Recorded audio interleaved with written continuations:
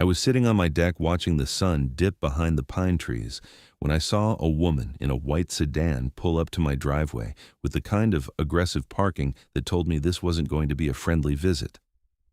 My lake house sat on 3 acres of prime waterfront property on Lake Norman in North Carolina, about 30 miles north of Charlotte. I'd bought it 5 years ago with money from selling my software company, and it had been my sanctuary ever since. The closest neighbor was a quarter-mile down the shore, and that's exactly how I liked it. I'd never had problems with anyone until this moment. The woman who emerged from the sedan was probably in her mid-50s, with shoulder-length blonde hair that looked freshly highlighted and a navy blazer that seemed too formal for a casual weekday afternoon. She carried a leather folder under her arm like a weapon. "Are you Marcus Donovan?" she called out before she'd even made it halfway up my driveway. That's me," I said, standing up from my chair. "Can I help you?" "I'm Patricia Henderson, president of the Lakeshore Estates Homeowners Association. We need to discuss your property." I frowned. "I'm not part of any HOA. I bought this place specifically because it wasn't in one." Patricia smiled, but it didn't reach her eyes. "That's where you're mistaken, Mr. Donovan. Your property falls within the newly established boundaries of our association. We've been trying to reach you for 3 months." "I haven't received anything," I said, walking down the deck stairs to meet her on the driveway. The gravel crunched under my shoes. "We sent certified letters to your address on file." "This is my address. I'm here most days working from home." She opened her leather folder and pulled out a stack of papers. "According to our records, we sent correspondence to 4750 Lakeshore Drive." "This is 4570 Lakeshore Drive. You've got the wrong address, which means you've got the wrong property." Patricia's expression didn't change. "The county updated the addressing system last year. Your property is now included in our association's jurisdiction." "That's not how HOAs work," I said, keeping my voice level. "You can't just claim someone's property because the county renumbered some addresses. We've been granted special authority by the county to manage this entire section of lakefront property for development purposes. The papers are all in order." She held out a document that looked official, with multiple stamps and signatures. I took it from her and started reading. The more I read, the more my blood pressure rose. According to this document, the county had supposedly granted the Lakeshore Estates HOA authority to exercise eminent domain over properties deemed essential to the community development plan. My property was listed specifically. "This is insane," I said. "You can't use eminent domain. That's for government projects, not private HOAs. We're acting as agents of the county under a special public-private partnership agreement. It's all legal, Mr. Donovan. We're prepared to offer you fair market value for your property." "I'm not selling." Patricia's smile finally vanished. "This isn't a negotiation. We're offering you $250,000 for the property. You have 30 days to vacate." I laughed, but there was no humor in it. This place is worth at least $800,000, probably closer to $1 million, and I'm not leaving regardless. The valuation was conducted by a county-approved assessor. $250,000 is the official fair market value. That's less than a third of what it's actually worth. What kind of corrupt operation are you running? Her face hardened. "I'd be careful about throwing around accusations. Mr. Donovan, we have the full backing of the county. If you refuse to comply, we'll have you removed by force and you'll receive nothing. The offer is a courtesy." "Get off my property," I said, handing the papers back to her. "You have 30 days. After that, we'll proceed with foreclosure proceedings." She turned and walked back to her car, not hurrying, completely confident in her position. I stood there watching her drive away, my heart pounding. As soon as her car disappeared around the bend, I pulled out my phone and called my brother. "Mitchell's office," a woman's voice answered. "Hey, Sarah, it's Marcus. Is Mitchell available?" "Hold on, let me check." My brother Mitchell was the district attorney for Mecklenburg County, which covered Charlotte and the surrounding areas, including this part of Lake Norman. We'd always been close, despite our 8-year age gap. He'd been the one who encouraged me to buy this place when I'd been burned out from the tech world. "Marcus, what's up?" Mitchell's voice came through, warm and familiar. "I need legal advice. Something crazy just happened." "I've got 10 minutes before my next meeting. Talk to me." I explained the entire situation, from Patricia Henderson's surprise visit to the eminent domain claim to the lowball offer. Mitchell was silent for a long moment after I finished. "Send me photos of every document she gave you," he finally said. His voice had changed, becoming what I thought of as his prosecutor voice. "And don't sign anything or agree to anything." I wasn't planning to. "Marcus, this sounds highly irregular. HOAs can't exercise eminent domain on their own authority. Even in public-private partnerships, there are strict legal requirements that need to be met. Give me until tomorrow morning, and I'll look into this." "Thanks, Mitchell. I appreciate it. That's what brothers are for. And Marcus, don't talk to this Patricia person again without a lawyer present." After we hung up, I spent the next 2 hours photographing every page of the documents Patricia had thrust at me and emailing them to Mitchell. Then I did something I rarely do. I poured myself a stiff bourbon and sat on the dock, watching the water lap against the posts while the sun finished setting. I'd bought this place because I'd needed peace. After 15 years of building a company from nothing, dealing with investors and employees and the constant pressure of growth targets, I'd been on the edge of a breakdown. My doctor had warned me about my blood pressure, my stress levels, my complete lack of work-life balance. Selling the company had given me the financial freedom to step back, and this house had given me the space to remember who I was beyond my work. The idea of losing it to some power-hungry HOA president made me physically ill. The next morning, I woke up to my phone ringing at 7:30. Mitchell's name flashed on the screen.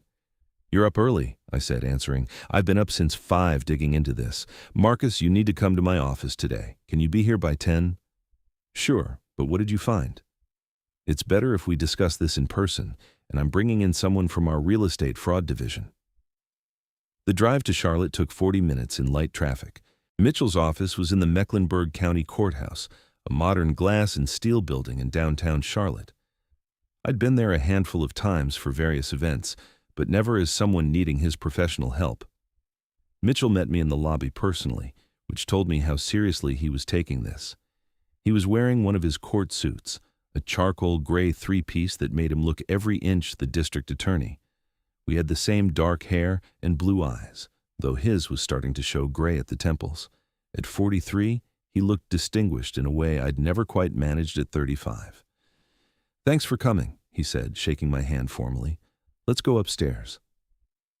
We rode the elevator in silence, and Mitchell led me to a conference room where a woman in her 30s was already waiting, surrounded by papers and a laptop. "Marcus, this is Jennifer Park, one of our assistant district attorneys specializing in real estate fraud and corruption cases." Jennifer stood and shook my hand. She had sharp eyes behind wire-rimmed glasses and a no-nonsense demeanor. "Mr. Donovan, your brother showed me the documents you received. I have some questions." For the next 20 minutes, Jennifer grilled me about every detail of my property purchase, my time living there, any previous contact with the Lakeshore Estates HOA, and Patricia Henderson's visit. Mitchell mostly listened, occasionally taking notes. Finally, Jennifer sat back and exchanged a look with Mitchell. "Tell him," Mitchell said. Jennifer turned to me. "Mr. Donovan, what you've been presented with is completely fraudulent. The Lakeshore Estates HOA has no legal authority to exercise eminent domain over your property. More than that, the documents you were given contain forged signatures from county officials." I felt my stomach drop. "Forged?" "I spent this morning making calls," Mitchell said. "The county has no record of any public-private partnership with this HOA. The signatures on your documents belong to officials who never signed them. And the property assessor listed? He doesn't exist. His license number belongs to someone who retired 3 years ago. So this is just a straight-up scam." "It appears to be a sophisticated land grab scheme," Jennifer said. "We're looking into whether Patricia Henderson and others in the HOA are targeting multiple properties. Your lake house sits on extremely valuable waterfront land. If they could force you out for $250,000 and then develop or resell it for its actual value of close to $1 million, that's a substantial profit." "Can they be arrested for this?" I asked. "Absolutely," Mitchell said. "This involves forgery of government documents, fraud, attempted theft, and potentially criminal conspiracy, but I need you to do something for me first." "What?" "I need you to play along." I stared at my brother. "What do you mean?" Jennifer leaned forward. "If we arrest Patricia Henderson right now, based on what we have, We might not catch everyone involved in the scheme. These things usually involve multiple people lawyers, fake assessors, sometimes even corrupt local officials. We need to see how deep this goes. So what do you want me to do? I asked. Mitchell pulled out a small device from his jacket pocket. I want you to wear a wire when you meet with her next. Act like you're considering the offer but have concerns. Get her to explain the process, to introduce you to the other people involved. We need her to incriminate herself and reveal the full scope of the operation. I picked up the recording device, turning it over in my hands. It was smaller than I'd expected, not much bigger than a thumb drive. And if she figures out what I'm doing? She won't, Jennifer said. These devices are virtually undetectable, and we'll have officers nearby the entire time. How soon can you set this up? I asked. Are you agreeing to help? Mitchell asked, studying my face. I thought about it for maybe 3 seconds.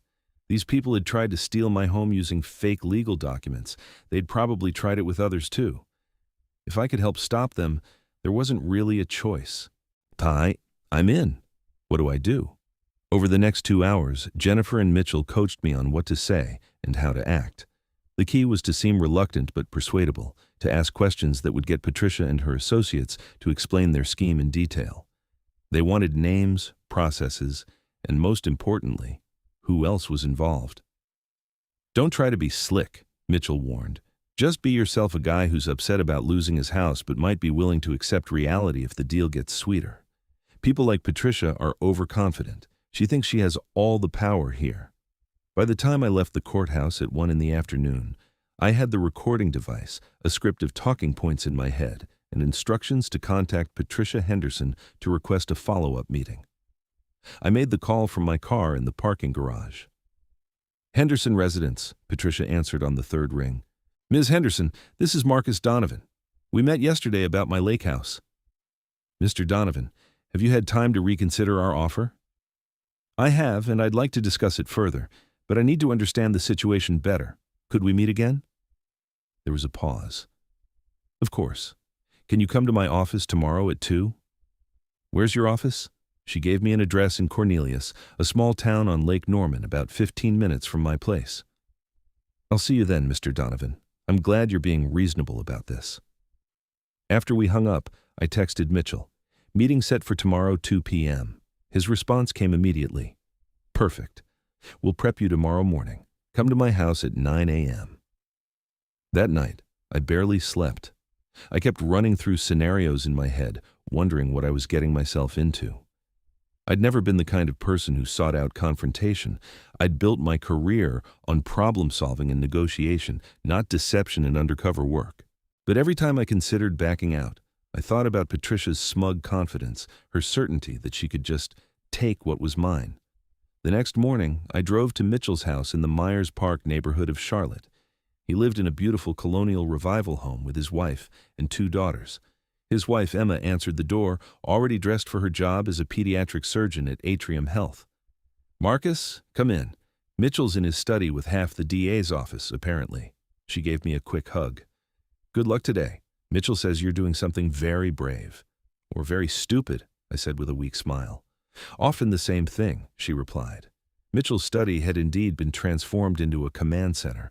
Jennifer was there, along with 2 other people I didn't know, a tech specialist who would be monitoring the wire, and Detective Raymond Walsh from the Charlotte-Mecklenburg Police Department.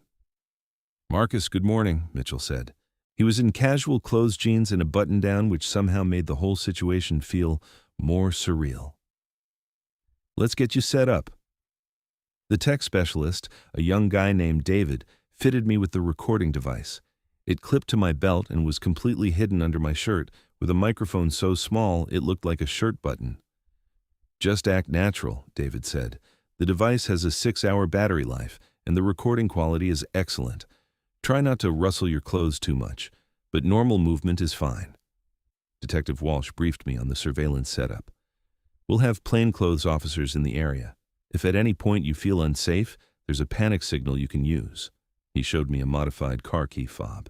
Press this button 3 times quickly and we'll move in immediately. Do you think I'll need it? I asked. Probably not, Walsh said. These are white-collar criminals, not violent offenders. But we take precautions. Jennifer went over my talking points again. Remember, you're a reluctant seller who's starting to accept that he might not have a choice. You're concerned about the process and the money. Get her to walk you through everything. If she mentions other people, express interest in meeting them. We want to see the whole organization. And whatever you do, Mitchell added, don't let her know about our relationship. As far as she's concerned, you're just a tech guy who doesn't understand legal matters very well. At 1:30, I left Mitchell's house and drove north toward Cornelius. The address Patricia had given me turned out to be a small office building near the lake, the kind of generic two-story structure that housed insurance agencies and real estate firms. The Lakeshore Estates HOA office was on the second floor, Suite 204. I took a deep breath in the parking lot, checking that the recording device was still in place. Then I got out and walked inside. The office was nicer than I'd expected. A waiting area with leather furniture, some expensive-looking landscape paintings on the walls, and a receptionist's desk where a young woman sat typing. "Marcus Donovan," I said. "I have a 2 o'clock with Patricia Henderson. She's expecting you. Go right in second door on your left." Patricia's office had a window overlooking the parking lot and was decorated with the kind of aggressive professionalism that was supposed to inspire confidence. Degrees on the wall, a large oak desk, more landscape paintings.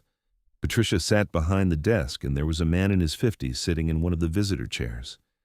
"Mr. Donovan, thank you for coming," Patricia said, standing to shake my hand.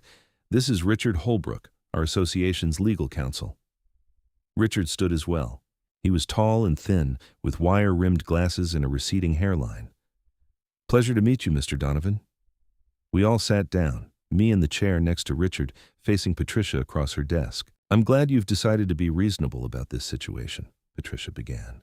"I understand that it was a shock, but I assure you that everything is being handled properly." "That's actually what I wanted to talk about," I said, trying to channel the nervousness I actually felt into the role I was supposed to play. "I looked at the documents you gave me, and I have to be honest, I don't really understand how an HOA can use eminent domain. I thought that was only for government projects." Richard leaned forward. "It's a common misconception, Mr. Donovan. In this case, the Lakeshore Estates HOA has entered into a public-private partnership with Mecklenburg County. We're acting as agents of the county to facilitate community development in the Lake Norman area." "What kind of development?" Patricia smiled. "We're planning a comprehensive lakefront improvement project that will benefit the entire community. New marina facilities, a community center, improved beach access. Your property is essential to the overall plan." "So you're going to tear down my house?" "The structure would be demolished, yes, but the land would be put to much better use for the community as a whole." I let some frustration show. "But my house is worth a lot more than $250,000. That seems really low." "The assessment was conducted by a certified appraiser," Richard said smoothly. "These numbers are based on county tax valuations and comparable sales in the area." "Can I see the full assessment report?" Patricia and Richard exchanged a quick glance. "Of course," Patricia said. "I don't have it here, but I can have it sent to you." "And what about the county approval? Can I see documentation of this public-private partnership?" Another glance between them. "Those documents are a matter of public record," Richard said. "You're welcome to request them from the county." "I tried calling the county yesterday." "Pshay," I lied. "They didn't seem to know anything about this partnership." "You probably spoke to someone in the wrong department," Patricia said, her smile tightening slightly. "County bureaucracy can be confusing. Tell you what Richard can provide you with the direct contact information for the officials who approved our partnership." "That would be helpful," I said. "I'm not trying to be difficult. I just want to understand what's happening." "We completely understand," Richard said. "This is a big change, but I promise you, everything is legitimate. We've done this with several other properties in the area." That was interesting. "Really? Who else?" "I can't disclose specific names due to privacy concerns," Patricia said, "but you're not the first property owner we've worked with in this development zone." "Were they happy with their deals?" "Very happy," Patricia said. "In fact, most were relieved to receive fair compensation for properties that would have otherwise been tied up in legal disputes for years." I pretended to think about this. "So what happens if I agree? What's the timeline?" We would need you to sign the property transfer documents within the next 2 weeks, Richard said. Then you'd have 30 days to vacate. We'd issue payment immediately upon signature. $250,000. That's the assessed value, yes. However, Patricia leaned forward. Since you're being so cooperative, I'm authorized to offer you an additional $25,000 as a goodwill gesture, $275,000 total.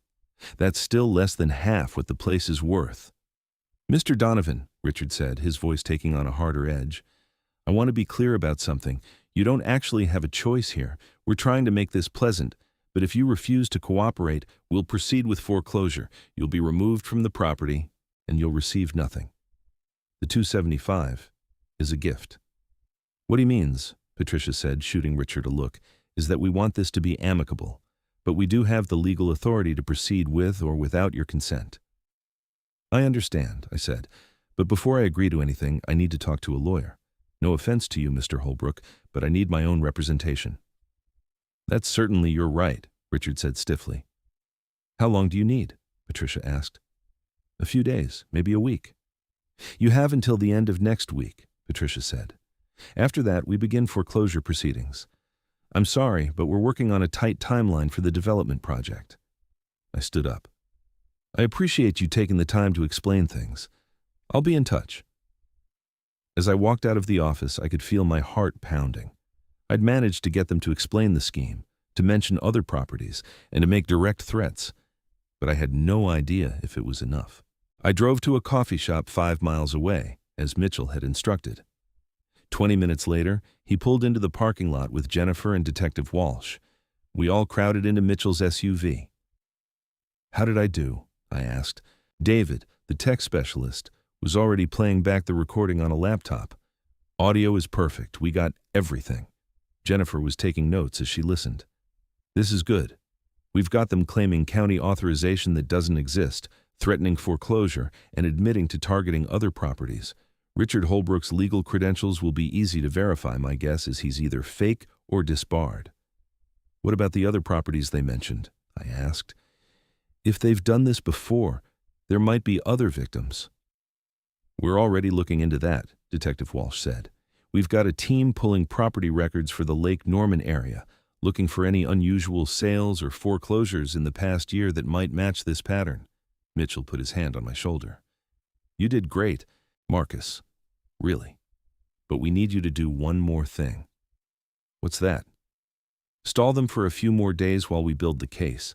Then I want you to agree to a meeting to sign the papers. That's when we'll move in and make arrests.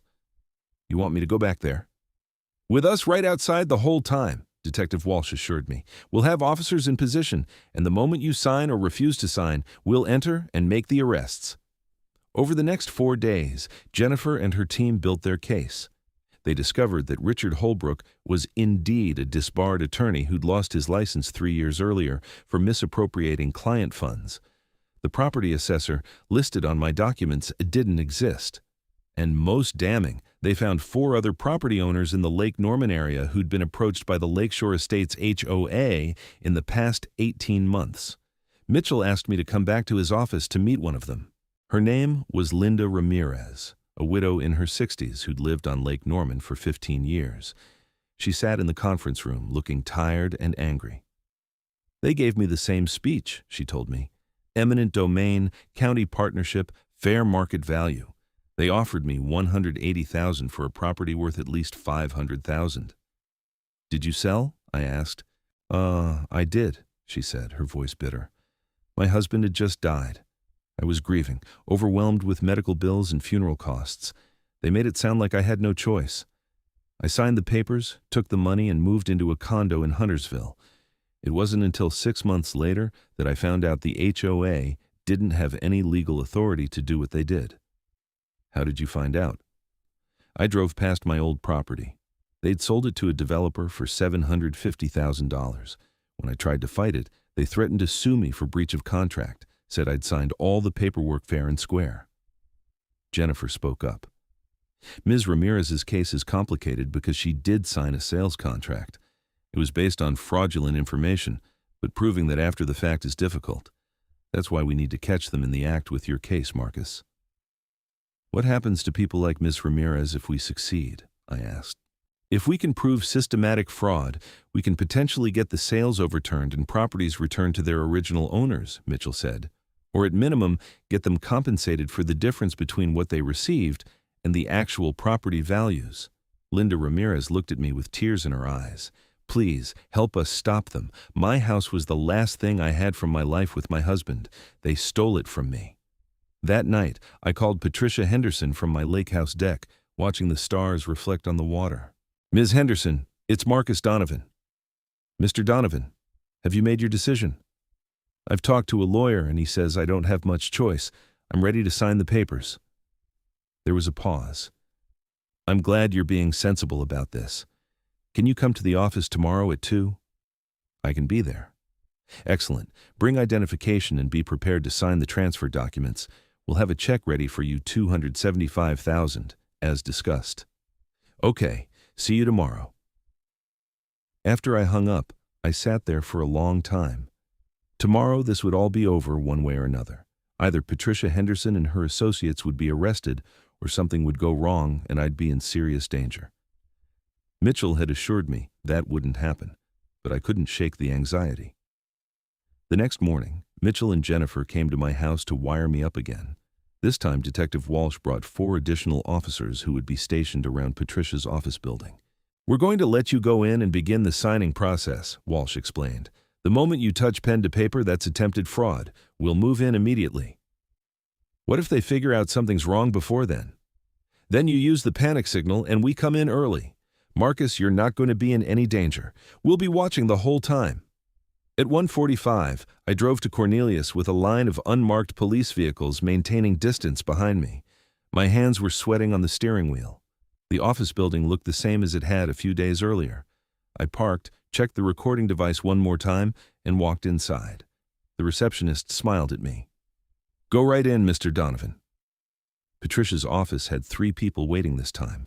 Patricia behind her desk, Richard Holbrook in a chair, and a woman I didn't recognize sitting on the small sofa near the window. Mr. Donovan, thank you for coming, Patricia said.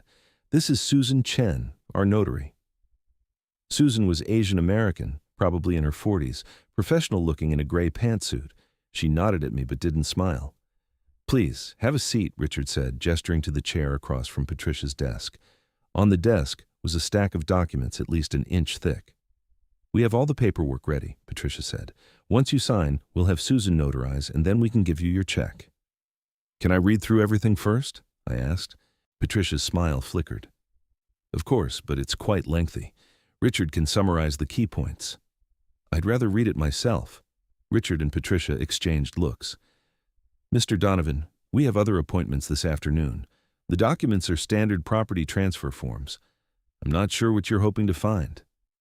I'm about to sign away my home, I said, putting some heat in my voice. I'm going to read what I'm signing. Fine, Patricia said tightly, but please be efficient. I picked up the first document and started reading. It was a property transfer form that looked official at first glance, but several things were wrong with it. The county seal was slightly off, the format didn't match standard North Carolina property transfer forms, and the witness section had blank lines where there should have been pre-printed information. I looked up at Patricia. This form doesn't look right. What do you mean? She asked. The county seal is wrong, and the format is different from the transfer form I used when I bought the house. Richard leaned forward. Forms change, Mr. Donovan. The county updates their paperwork regularly. Can I verify this with the county before I sign? No, Patricia said flatly. We need this signed today or the offer is withdrawn. Why the rush? Because we've been patient enough, Patricia snapped. You've had weeks to make up your mind. Either sign the paperwork or leave, but stop wasting our time. The mask was slipping. I could see the calculation in her eyes push too hard and I'd walk away, but show too much patience and I might ask more questions. I want to sign, I said. I just want to make sure everything is legitimate.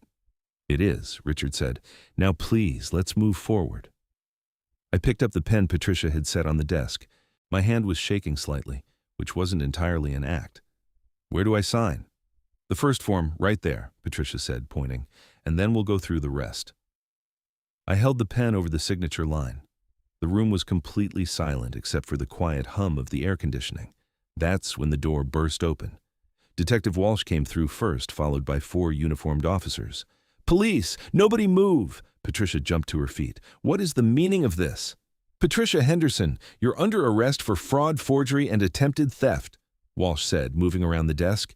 "You have the right to remain silent." "This is a legitimate business transaction," Patricia shouted. "Richard Holbrook, you're also under arrest," another officer said, pulling Richard to his feet. "I'm an attorney." You're a disbarred attorney participating in a fraud scheme," Jennifer said, walking in behind the officers. "You absolutely can be arrested." Susan Chen was already standing with her hands up. "I'm just the notary. I didn't know anything about fraud." "Susan Chen, you're under arrest as well," Walsh said. "Your notary license will be verified, but notarizing fraudulent documents is a crime, regardless of whether you knew." I stood up, backing away from the desk as Patricia was handcuffed. She looked at me with sudden understanding and rage. "You set us up," she hissed. "You tried to steal my home," I said. "Who are you working with?" she demanded. "You couldn't have done this alone." Mitchell walked in then, and I saw Patricia's face go white. "That would be me," Mitchell said. "District Attorney Mitchell Donovan. Patricia Henderson, you and your associates are going to be charged with multiple counts of fraud, forgery of government documents, attempted theft, and conspiracy. If any of you want to cooperate, now would be the time to start talking." "I want a lawyer," Patricia said immediately. "Funny thing about lawyers," Mitchell said. "The good ones don't usually defend people who forge county documents and run real estate scams, but you're welcome to try." As the officers led Patricia, Richard, and Susan out of the office, Jennifer started photographing everything: the documents on the desk, the files in Patricia's cabinets, her computer. "We'll need your formal statement," Detective Walsh told me, "but you did excellent work today." "Is it over?" I asked. "The arrests are just the beginning," Mitchell said. "Now we build the prosecution case. But yes, for you personally, it's over. You're safe, and your property is secure." We walked out of the office together, and I watched as Patricia was placed in the back of a police car. She stared at me through the window with pure hatred. "She's going to prison, right?" I asked Mitchell. "If I have anything to say about it, yes, for a long time." The next 3 months were a whirlwind of legal proceedings. The initial arrests led to more discoveries. Patricia Henderson had been running the Lakeshore Estates HOA scheme for almost 2 years, targeting elderly homeowners and people going through difficult life circumstances like deaths or divorces. She'd stolen over $3 million through fraudulent property sales. Richard Holbrook had been her partner, creating fake legal documents and providing a veneer of legitimacy. Susan Chen, the notary, claimed ignorance. But Jennifer's investigation revealed she'd notarized dozens of suspicious documents for Patricia. She cut a deal to testify against the others in exchange for reduced charges. They found 7 victims total, including Linda Ramirez. Some had been forced out of their homes entirely. Others had sold under duress and lived with the regret every day. Mitchell's office moved quickly to freeze Patricia's assets and the HOA's bank accounts. They discovered she'd used some of the stolen money to buy a second home in Asheville and a luxury car. All of it would be seized and used to compensate victims. I had to testify at the preliminary hearings, which was nerve-wracking, even though I knew I'd done nothing wrong. Patricia's defense attorney tried to argue that I'd entrapped her, but the judge shut that down quickly. Entrapment requires law enforcement to induce someone to commit a crime they weren't already planning to commit. Patricia had approached me first with a fully formed fraud scheme. The case made regional news. HOA fraud ring busted by DA's brother was a common headline. I gave one interview to the Charlotte Observer, mostly to help other potential victims understand what to look for in similar scams. 6 months after the arrests, Mitchell called me with news. "Patricia Henderson just accepted a plea deal," he said.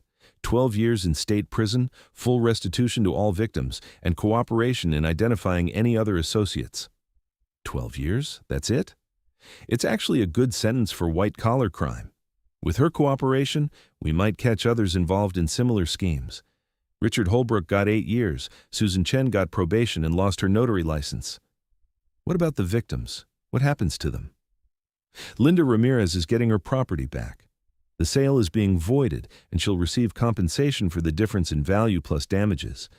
The others are in various stages of restitution. Not everyone will get their exact properties back, but they'll all be made financially whole. I was sitting on my deck when he called, watching the late afternoon sun on the lake. My lake, my home, the place that had almost been stolen from me. "Thank you," I said to Mitchell, "for everything. You're the one who went undercover. I just did my job." "Your job is prosecuting criminals, not protecting your little brother," Mitchell laughed.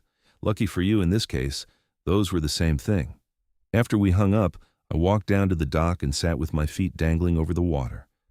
I thought about Patricia Henderson, who'd probably wake up in a prison cell every day for the next 12 years. Part of me felt satisfied by that.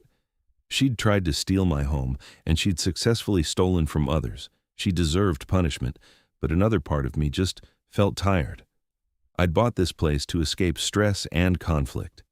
Instead, I'd been thrust into the middle of a criminal investigation, wearing wires and testifying in court.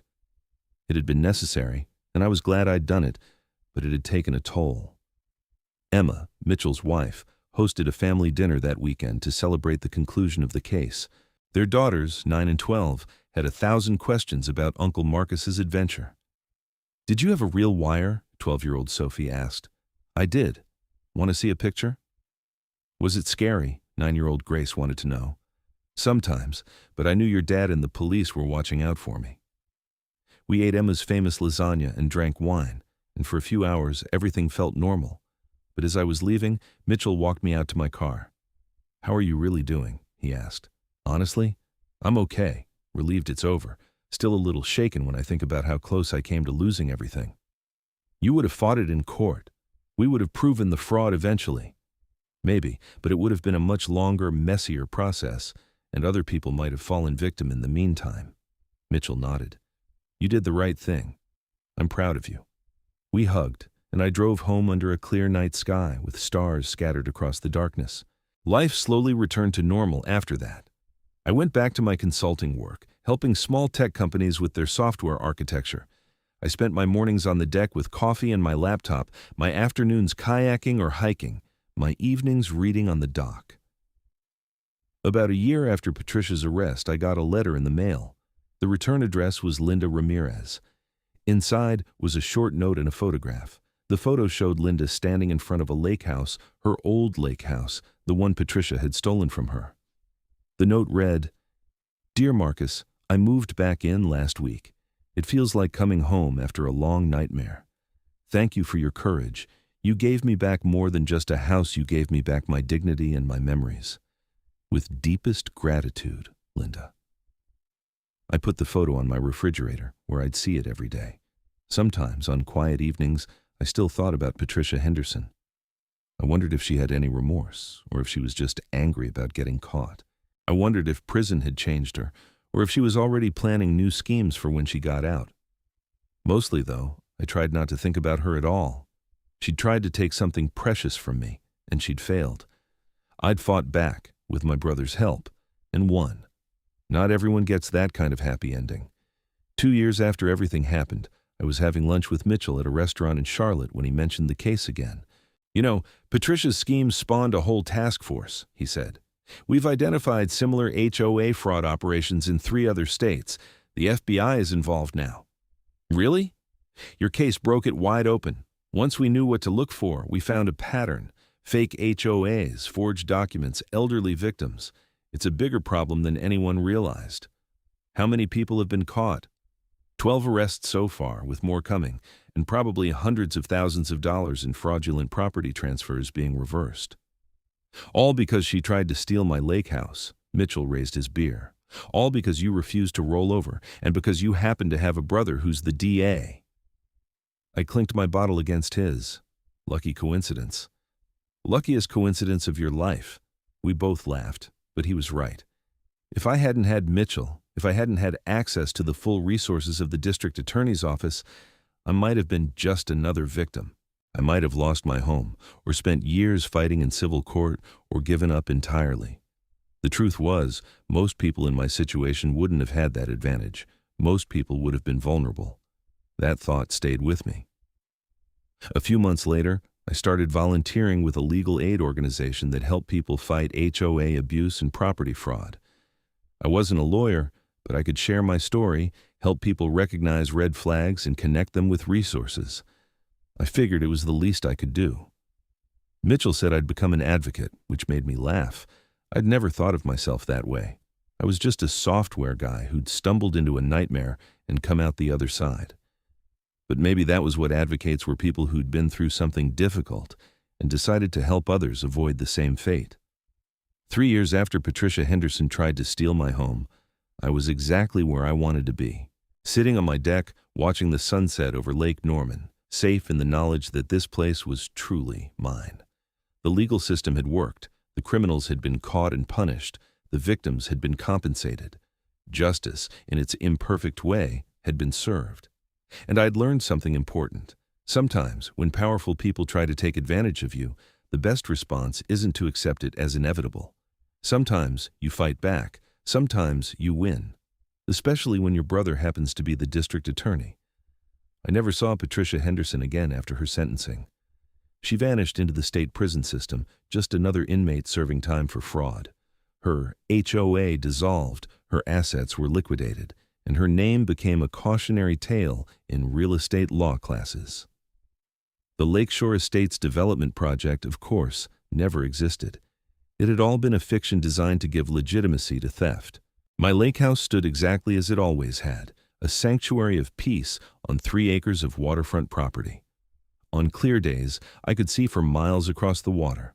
On stormy days, I could watch the waves crash against the shore from the safety of my windows. It was mine. Truly, legally, permanently mine. And no one was ever going to take it away. That was worth fighting for. That was worth everything I'd gone through. Some evenings when Mitchell visited, we'd sit on the dock with beers and talk about the case. He'd tell me about other prosecutions it had led to, other victims who'd been helped, other fraudsters who'd been caught. "You started something," he told me once. "You didn't just save your own property, you helped protect a lot of other people." I just didn't want to lose my house. That's how it starts. One person refusing to be a victim, one person standing up. That's how things change. Maybe he was right.